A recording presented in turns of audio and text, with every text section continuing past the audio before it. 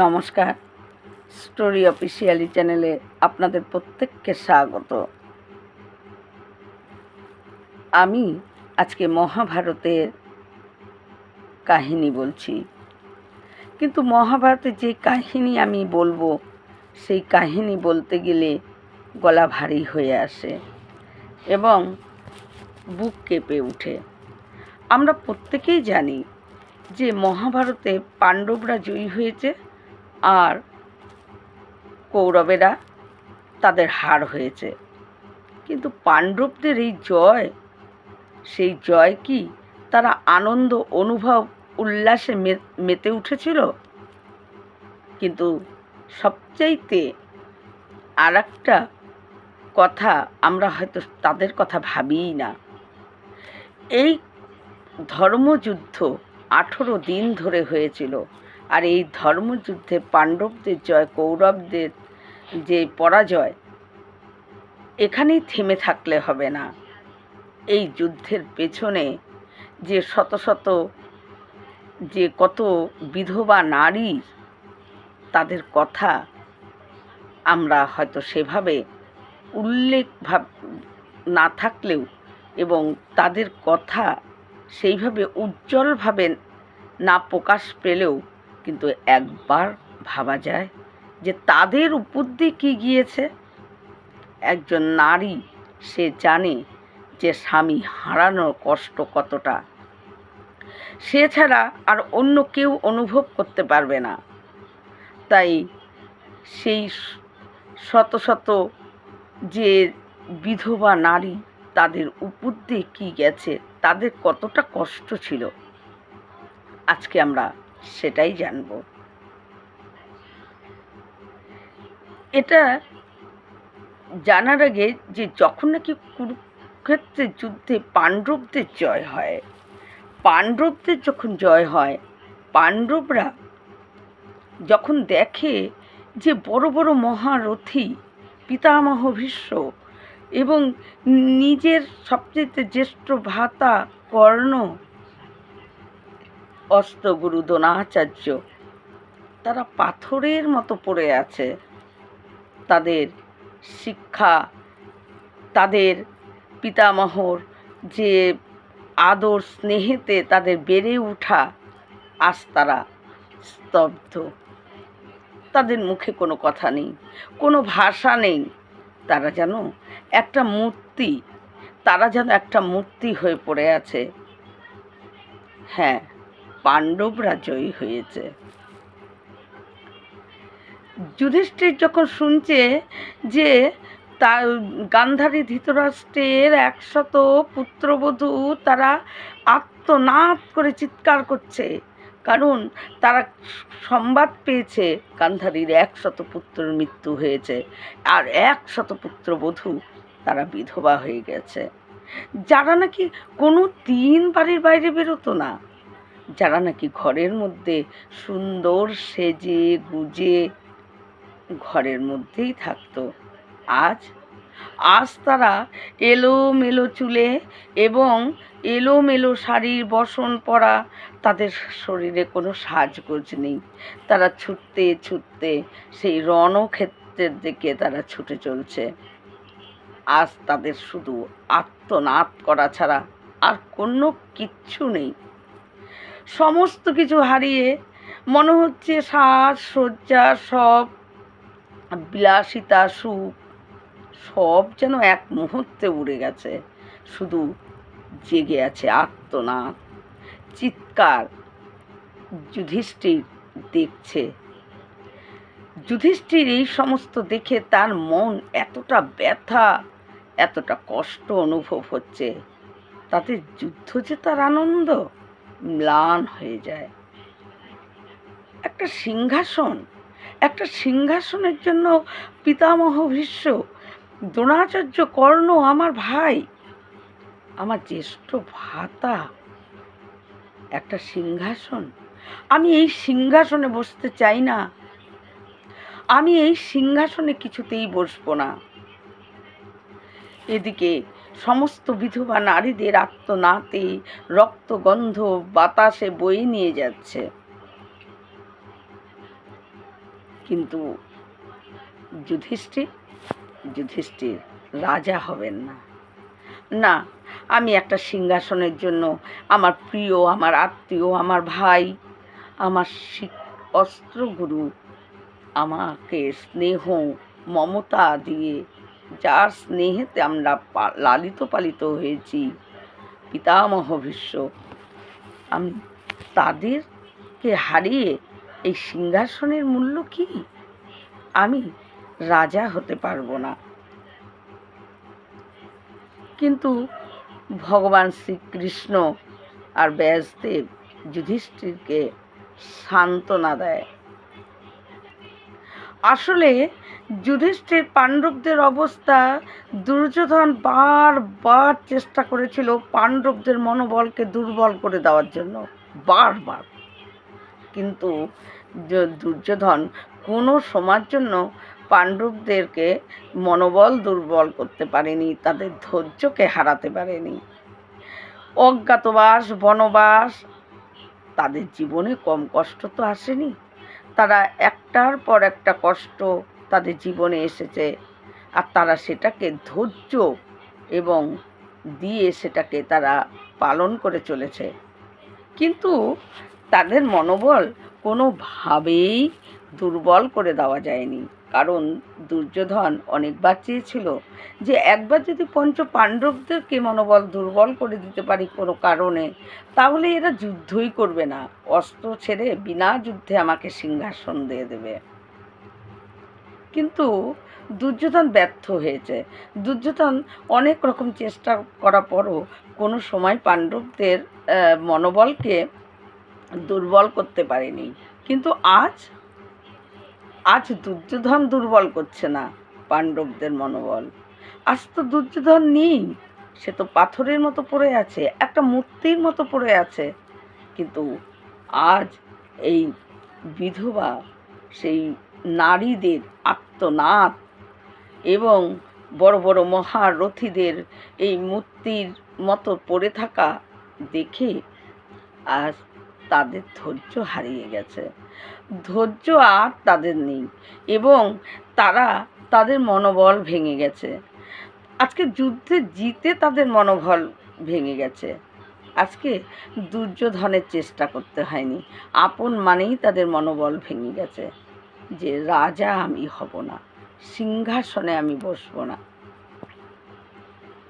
কিন্তু মহাভারতে আছে যে যতদিন দুর্যোধন যুধিষ্ঠির সিংহাসনে, যখন ওই ভগবান শ্রীকৃষ্ণ তিনি তাকে সান্ত্বনা দেয় এবং বুঝিয়ে তাকে সিংহাসনে যখন রাজা করে এবং রাজ তিলক করিয়ে দেয়, কিন্তু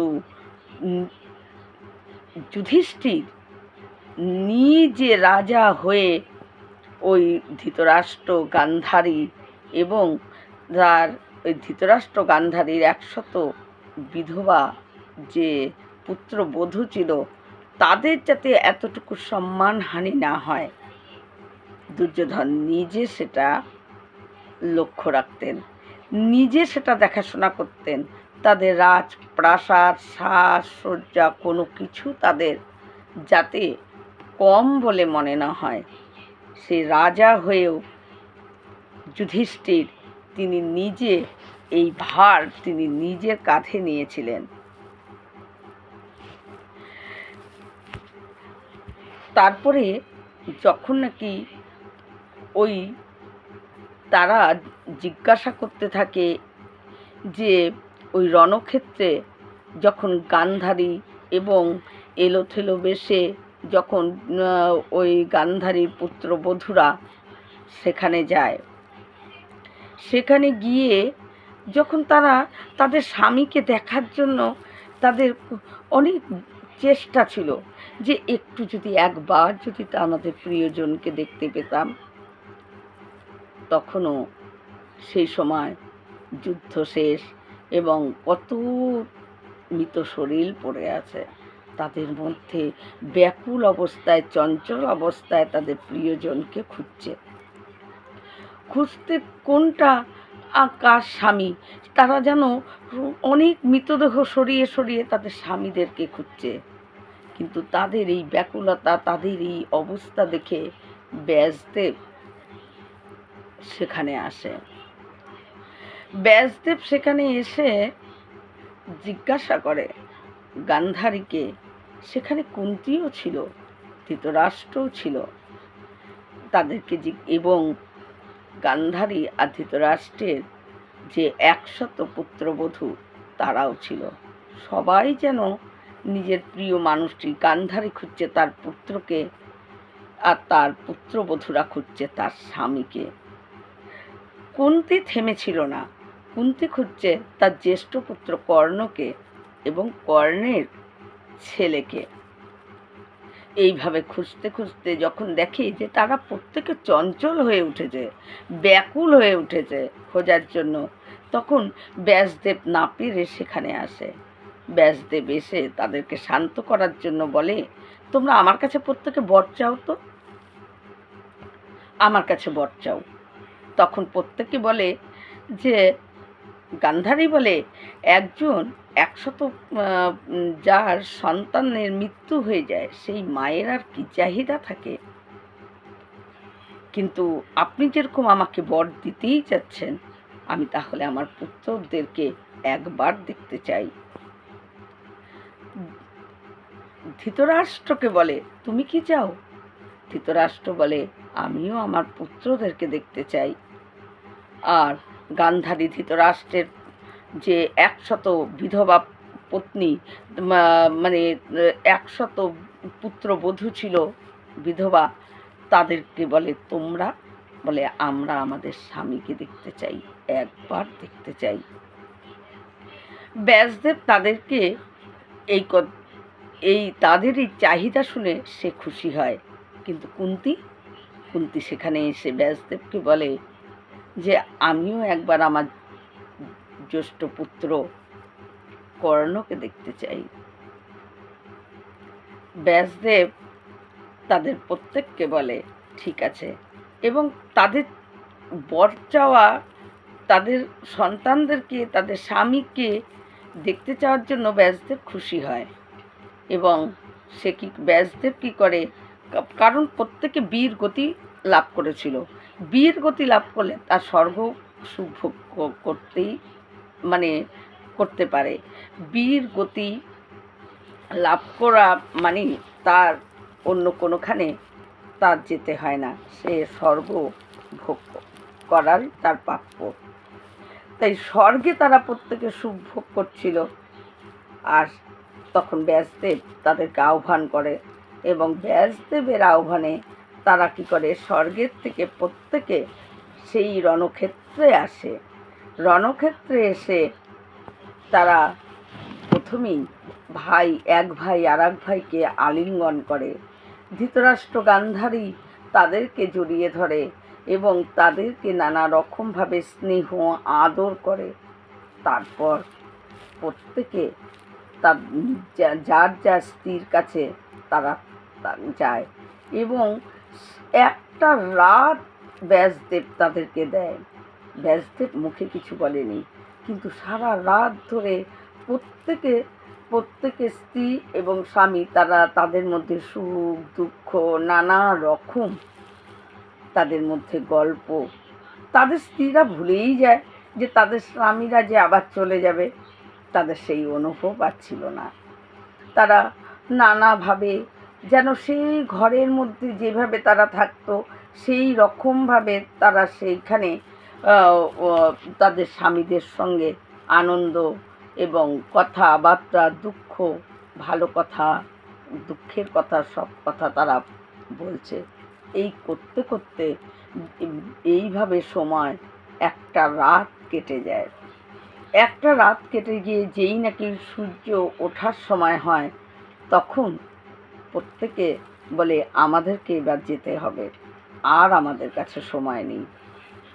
এই কথা শোনার পর তখন তার স্ত্রীরা প্রচণ্ড ভেঙে পড়ে, কেঁদে উঠে, আর্তনাদ করে উঠে যে, না, আমরা কিছুতেই যেতে দেব না, আমরা কিছুতেই যেতে দেব না।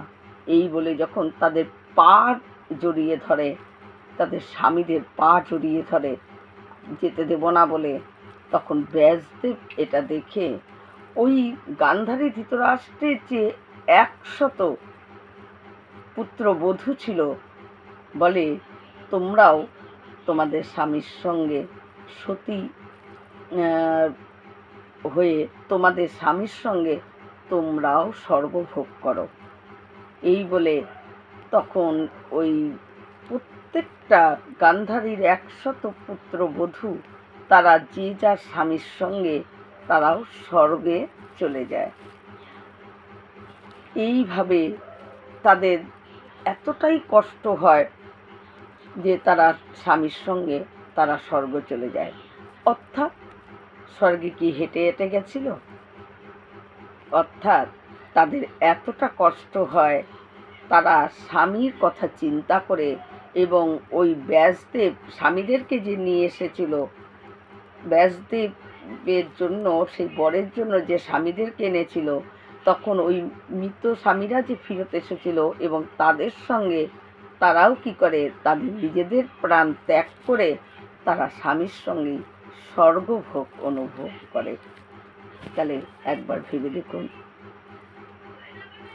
সেই সময় এই তাদের কথা, তাদের কষ্টটা কতটা ছিল, কতটা কষ্ট।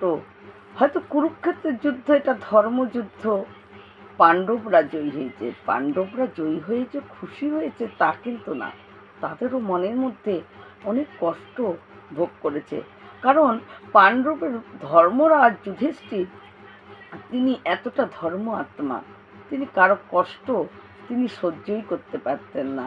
কিন্তু তিনি যখনই চিন্তা করতেন যে একটা সিংহাসনের জন্য এই যুদ্ধ, তখন তিনি ভেঙে যেতেন। কিন্তু ভগবান তাকে বোঝাতো যে আসলে এদেরকে কেউ মারেনি, এদের কর্ম, এদের কর্মই এদেরকে মেরেছে। হ্যাঁ, এটাই কিন্তু আসল সত্যি কথা। দুর্যোধন, দুঃশাসন, এরা প্রত্যেকে নিজেরা এমন কর্ম করেছে, সেই কর্মের দ্বারা তাদের নিজেদের মৃত্যুকে তারা নিজেরাই করেছে, নিজেদেরকে তারা নিজেরাই মৃত্যু হতে সাহায্য করেছে। যে কি করে তাদের মৃত্যু হবে তার জন্য কিন্তু তারাই কাঠখড় পুড়িয়ে সেই ব্যবস্থা করেছে। এর জন্য দায়ী কেউ না। তাই ধর্মকে স্থাপন করার জন্য ধর্মযুদ্ধ তো হবেই, কিন্তু সেই ধর্মযুদ্ধের মধ্যেও কিন্তু অসহায় কিছু মানুষ, তারা অনাথ, এই যুদ্ধের মধ্যে অনাথ, সন্তানহীন, কেউ স্বামীহারা, এই রকম যাদের উপর দিয়ে গিয়েছে, তাদের কষ্টটা মানে ভাবা যায় না, বর্ণনা করা যায় না। বর্ণনা করতে গেলেও গলা ভার হয়ে ওঠে। এই রকম ভিডিও পাওয়ার জন্য আমার চ্যানেলটিকে সাবস্ক্রাইব করবেন। নমস্কার।